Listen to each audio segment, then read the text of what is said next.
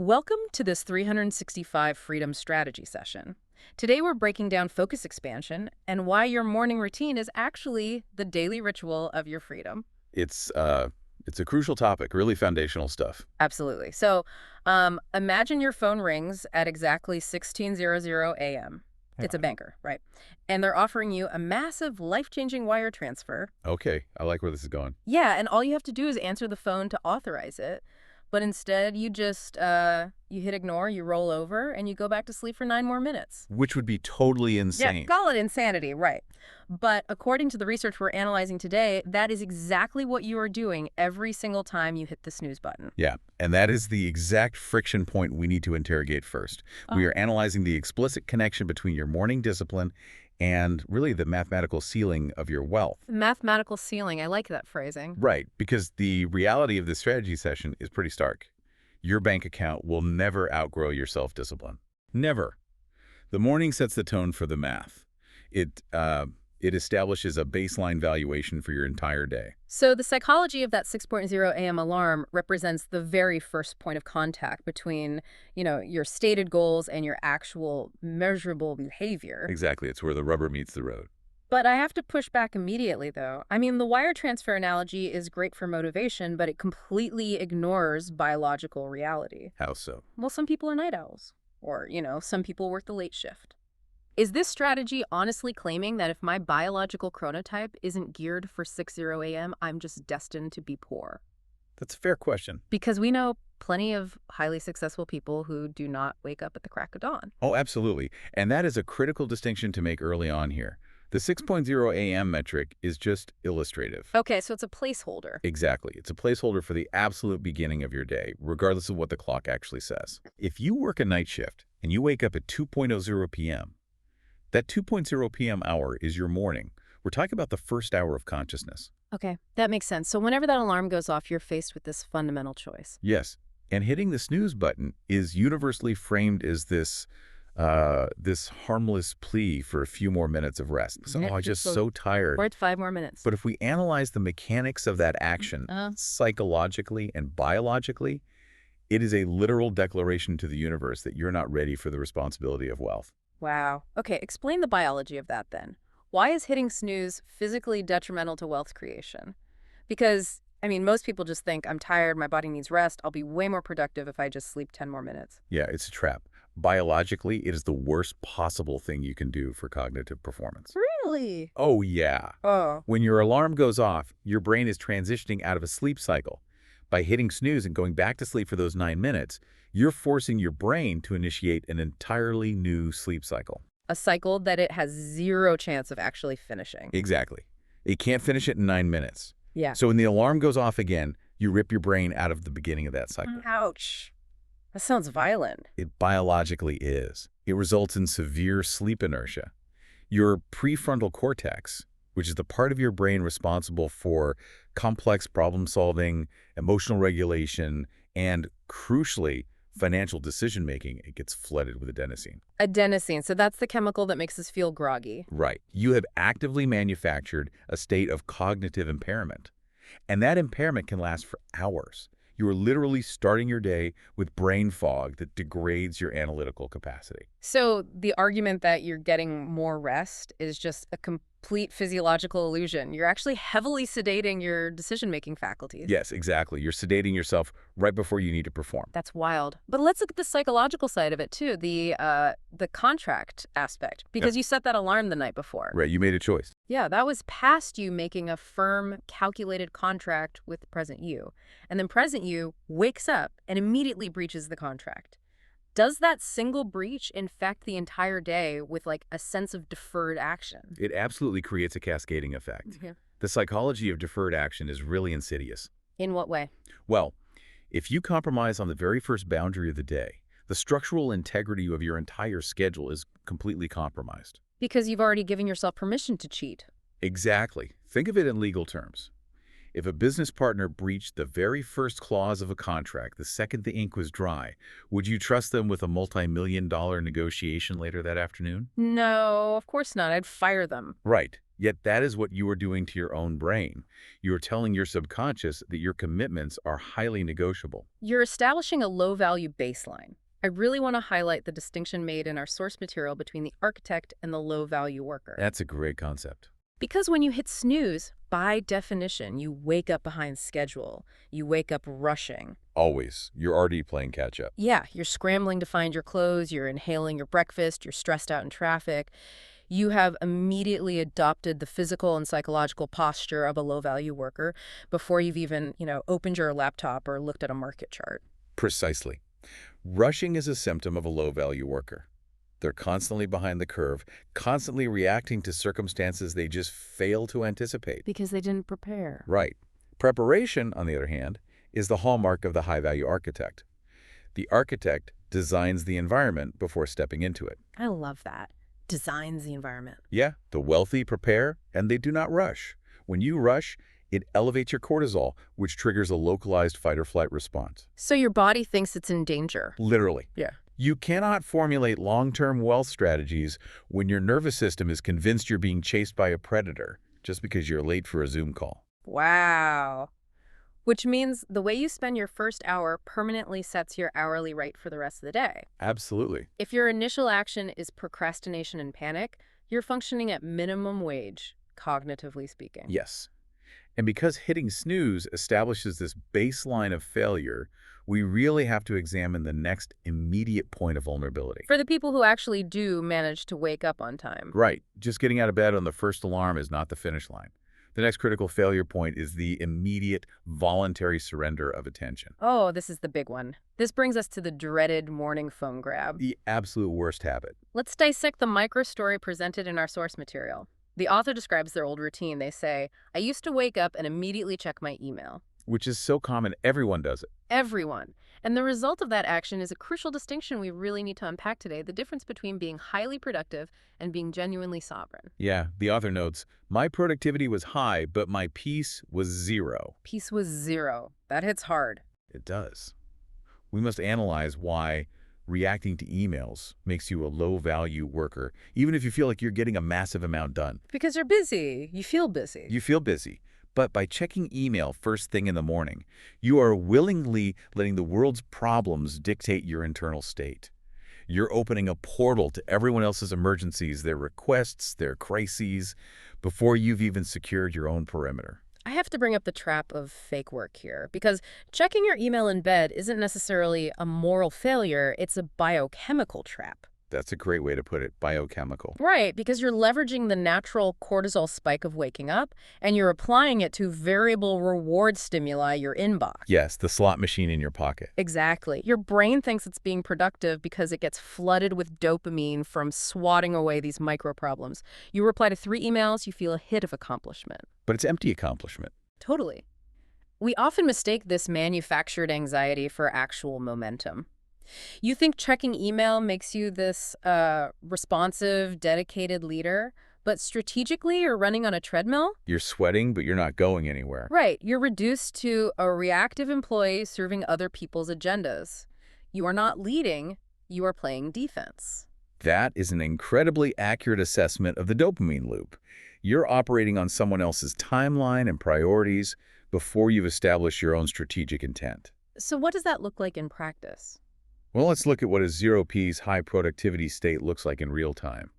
It's characterized by frantic energy, emotional volatility, and purely reactive decision-making. You're putting out fires instead of building the house. Exactly. You are not strategizing. You're just swatting away flies. Yeah. Contrast that with the state of creating and reflecting. It's the difference between walking into a boardroom with a clear, predetermined agenda versus walking into a boardroom where everyone is just throwing paper at you and you're frantically trying to catch it all. That's a perfect visual. I mean, how can you possibly build long-term wealth if you're constantly in a defensive crouch? You can't. It's structurally impossible. But let me represent the listener here who is right now screaming at their audio player. They're saying, I have international clients. I run a global supply chain. If I don't check my phone at 6:00 a.m., deals fall apart and I lose money. I hear that excuse all the time. Right. So how does a business owner maintain sovereignty when their literal environment demands immediate reactive attention? That is the most common objection, and it fundamentally misunderstands what sovereignty actually is. Sovereignty does not mean ignoring your business. Okay, what does it mean? It means dictating the terms of engagement. If you are running a global supply chain that requires 6.00 a.m. interventions from you personally, your business architecture is flawed. Wow. So you're saying the business is broken? Yes, you have built a job for yourself, not an asset. Yeah. But even practically speaking, what emergency is truly resolved in the first 9 minutes of waking up while you are still groggy in bed? Probably none. None.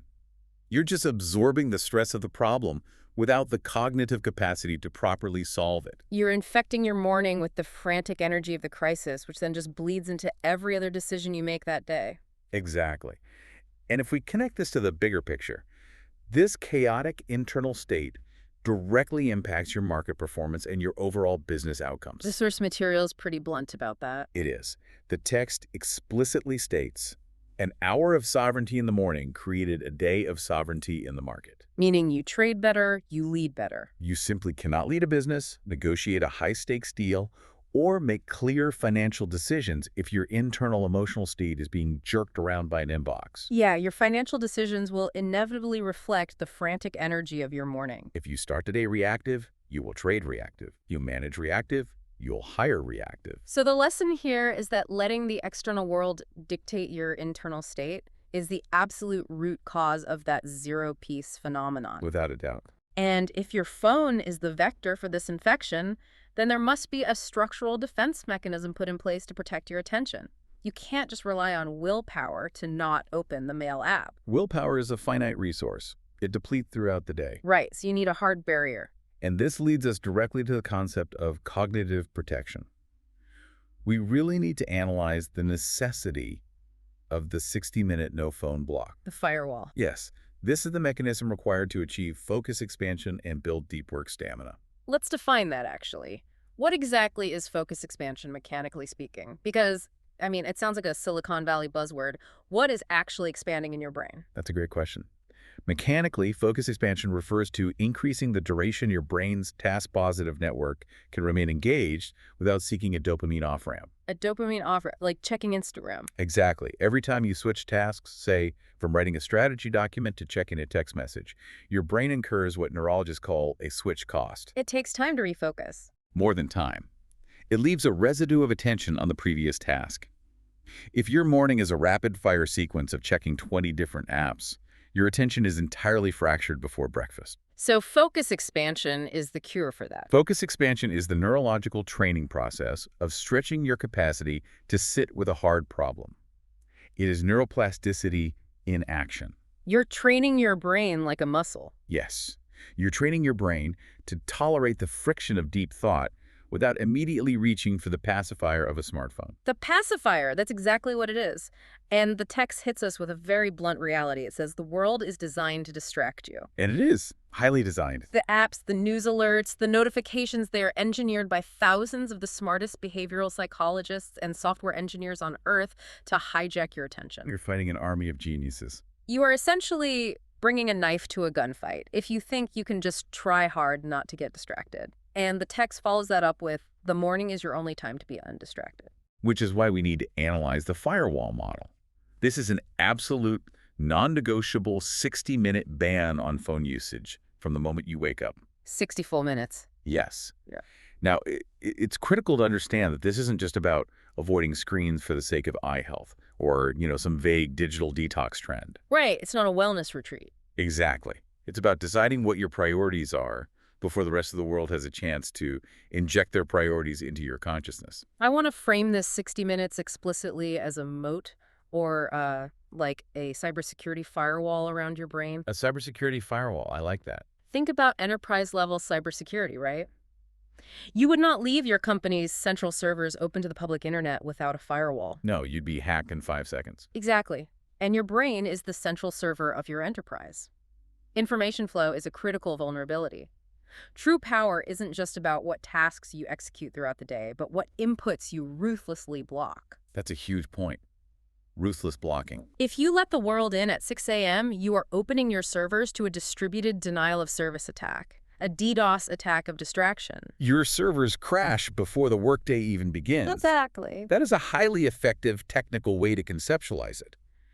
If we explore the mechanics of cognitive protection, We see that the firewall ensures your financial and strategic architecture isn't corrupted by external noise. It keeps the data clean. Yes. This firewall is the mandatory prerequisite for focus expansion. Building deep work stamina requires a protected, sterile environment. Because you can't train if you're injured. Right. You cannot train a muscle while it's constantly being injured. You cannot build cognitive stamina while your attention is constantly being fractured by pings and alerts. Right, because at 6 a.m., the emails aren't flying as fast. The news cycle is resetting. Your competitors are mostly asleep. The distraction engines of the world are idling. It's a window of opportunity. That is your window to build the fortress. But let me play devil's advocate again here, addressing the parent listening to this. Okay, let's hear it. It's easy to talk about a sovereign morning when you're single and live in a silent high-rise. But what about the listener who has a toddler kicking them in the ribs at 5:30 a.m.? How does a parent maintain cognitive protection when their literal environment demands immediate reactive attention from a dependent? A fantastic real-world friction point. It's so common. But sovereignty for a parent does not mean silence. It means cognitive boundaries. Boundaries, not isolation. Exactly. If your toddler wakes up, you attend to the toddler. That is your priority. But you do not attend to the toddler while scrolling Twitter or answering emails. I see. The firewall still exists. It just protects your connection to your family and your immediate physical reality instead of isolated strategy. So you're still blocking the outside world? Yes, the core tenet remains. Do not let the digital world dictate your internal state. You can change a diaper with sovereignty. That might be the quote of the session right there. It's true, meaning you're fully present in your physical environment, not neurologically splintered across 5 different global crises on a screen. I love that. Sovereignty is about being fully present in whatever reality you are actively choosing. But wait, so if I have successfully built this firewall, say I'm sitting there at 6:15 a.m., completely unreachable by the outside world. You're in the sterile environment. Right. But isolation isn't the same as execution. If I'm not answering emails, what is my brain actually supposed to be doing with that reclaimed processing power? You don't just sit there in a dark room staring at the wall in silence. No, definitely not. Silence is merely the canvas. The absence of distraction is not the presence of strategy. Okay, so what do we do? What you do inside that protected hour is execute the pillars of a sovereign morning. And this brings us to the specific components of the wealthy morning routine: movement, metrics, and mindset. Okay, let's dissect these pillars, starting with movement and hydration. Because the text says, health is the foundation of every asset, and I genuinely love this line. You can't lead a business if you can't lead your own body. It's uncompromising.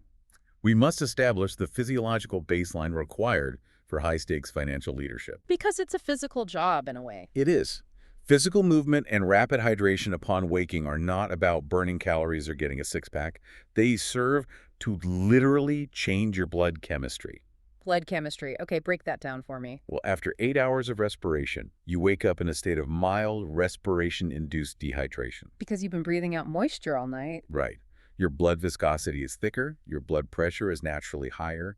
This means your heart has to work much harder to pump oxygen to your brain. Specifically that prefrontal cortex we talked about earlier. Exactly. So by hydrating immediately, you are literally thinning the blood, you're increasing oxygen delivery, and you're generating the biological energy required for cognitive dominance. I really want to challenge the traditional corporate separation between physical fitness and business acumen here. Go for it. Because for decades, we've treated the brain and the body as two completely different, unrelated departments. Like, the gym is for vanity and the office is for wealth. Right, the suits versus the gym bros mentality. Exactly. But I propose that your body is the holding company for your brain. That structural comparison perfectly illustrates the dynamic. Right. Think about it mechanically. If you have a brilliant subsidiary company, your business, your intellect, your strategies, your coding skills, but the holding company that owns it is bankrupt, structurally unsound, and failing. The subsidiary goes down with it. The subsidiary will eventually collapse. It doesn't matter how good the business plan of the subsidiary is if the parent holding company is insolvent. Spot on. If you cannot generate the physical stamina to execute, your financial strategies are just theoretical white papers. Well, they're useless. And that's why the high-value architect working inside this firewall is deliberately moving their physical body to manufacture energy. They're generating the power source. Yes, they're leveraging their cortisol awakening response. In the first 30 to 45 minutes of waking, Your body naturally releases a spike of cortisol to get you moving. Oh, so cortisol isn't always bad. Not at all. If you use that cortisol to stress over emails, you wire your brain for anxiety. But if you use that cortisol to move your body and hydrate, you wire your brain for action and execution. And that physical execution is immediately paired with strategic execution, right? Which brings us to the metrics, specifically reviewing your freedom number. Yes, the daily calibration. Now, we need to spend some time exploring the massive friction here. Why is reviewing a number considered a pillar of sovereignty? Because, for a lot of people, looking at their bank account or their financial goals first thing in the morning causes massive anxiety. Oh, huge anxiety. They actively avoid it. And that psychological avoidance is exactly why it must be done inside the firewall. What you measure, you manage. It's a classic rule. Reviewing your freedom number, which is the exact mathematical target required to fund your ideal life without relying on active income, is the daily strategic calibration. But why does it hurt so much for people to look at it? People avoid their financial metrics because they represent reality. And reality can be incredibly painful if you are currently failing. Yeah. But avoiding the math does not change the math. Yeah. It just ensures you remain a victim of it. It's a financial avoidance syndrome. People would rather live in the vague anxiety of, I need more money, than face the sharp, actionable reality of, I am exactly $1.2 million short of my target, and my current daily actions only generate $300. Precisely. The vague anxiety keeps you stuck. Inside that firewall, the wealthy are reviewing hard numbers to ground their day in absolute reality rather than reactivity. It removes the emotion. Yes. When you look at your freedom number, it dictates your priorities. Mm-hmm. Suddenly, spending 2 hours arguing on social media seems ridiculous when you realize you need to generate $5,000 today to stay on track. The number focuses the mind. It cuts through the noise of the day before the noise even begins. It's the ultimate anchor. You aren't waking up hoping for a good day. You're looking at the math and you're engineering the day. Engineering is the right word. And then comes the mindset piece, reading and focusing. And I don't think this means reading generic self-help quotes on Instagram. Definitely not. This is where you are actively aligning that generated physical energy directly with your long-term financial goals. It's all about input control. If the firewall blocks out the world's chaos, you must intentionally fill that void with high-quality data. So what should they be reading?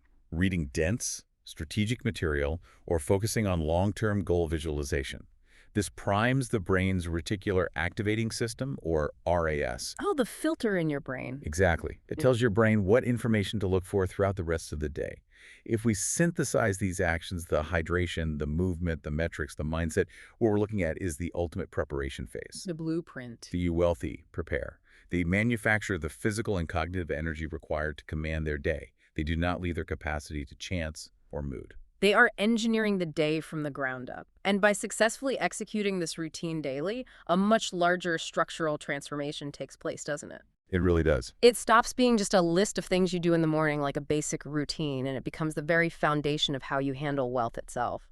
And this brings us to the macro-level thesis of the entire strategy session. The concept of in-the-trenches discipline and ultimate financial mastery. Let's get into it. The core thesis here is that self-mastery is the only reliable precursor to financial mastery. We really need to dismantle a very pervasive, toxic myth right now. The myth that people will magically act rich or be disciplined once they finally hit their freedom number. Oh, the when I'm rich, then I'll syndrome. Exactly. People think, once I have the millions, then I will hire the personal trainer. Then I will wake up early. Then I will be calm and strategic. But right now, I just have to hustle and burn myself out. It's so backwards. The text makes it explicitly clear. It is the exact opposite. The discipline you build while you are in the trenches, when nobody is watching, when the bank account is low, when the alarm goes off at 6 a.m. and it is pitch dark and cold outside, that exact discipline is what allows a person to actually handle wealth when it arrives. Because wealth is a magnifier. Hitting your freedom number does not change your character. It magnifies it. Let me offer an analogy here to make this visceral. I look at discipline as a containment vessel. A containment vessel, okay. Think of wealth as literal hydraulic pressure.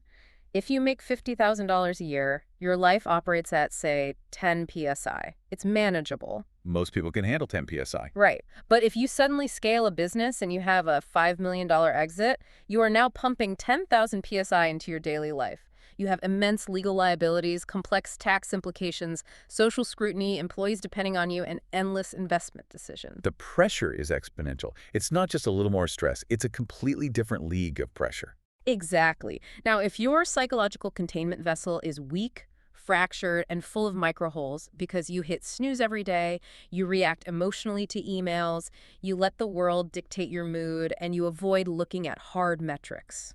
What happens when the pressure hits? What happens when you suddenly pump 10,000 psi of wealth into that weak vessel? The vessel completely blows apart. It catastrophically fails. We see this with lottery winners, athletes who go bankrupt, or, tech founders who suffer sudden wealth syndrome and spiral into addiction or terrible investments. We see it all the time. The pressure destroys them. The pressure destroys them because the structural integrity of the vessel was never built to hold it in the first place.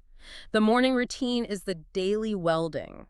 It's the daily reinforcing of the structural integrity of that psychological containment vessel. That analogy perfectly encapsulates the mechanics of self-mastery. The daily welding of the containment vessel is what allows you to handle the pressure of the market. It's the training ground.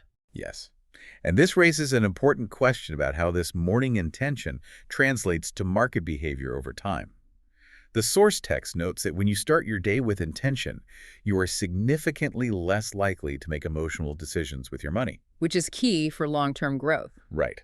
You're less likely to fall for get-rich-quick schemes. But why is that? Because mechanically, those two things seem disconnected. What does waking up early without my phone have to do with not buying a terrible speculative stock at 2:00 p.m.? Because you are already grounded in your own process. Oh, I see. You do not need the external validation or the quick dopamine hit of a risky trade because you've already secured your internal state before the sun even came up. So you aren't chasing the high anymore. Exactly. Emotional investing is almost always a frantic attempt to soothe internal anxiety or chase a high. If you have spent the first hour of your day regulating your nervous system, thin slicing your priorities, and grounding yourself in the cold, hard math of your freedom number, your baseline is logical, not emotional. You're bulletproof.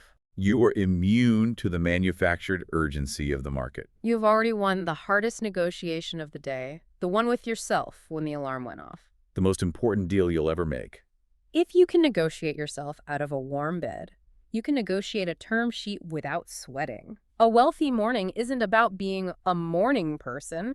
I mean, I know plenty of natural morning people who are broke, stressed, and highly reactive. Oh, absolutely. It is about being a sovereign person. To provide the final authoritative summary here, the morning routine is not a productivity hack. It's not a life hack on YouTube. No, it is not a trendy listicle of habits to make you feel busy.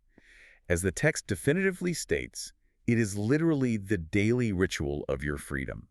Self-mastery guarantees the capacity for financial mastery. They go hand in hand. You cannot sustain the latter without the former. It is the mandatory prerequisite course for wealth. If you try to skip the prerequisite and just jump to the advanced class of making millions, you will fail the course entirely. Precisely.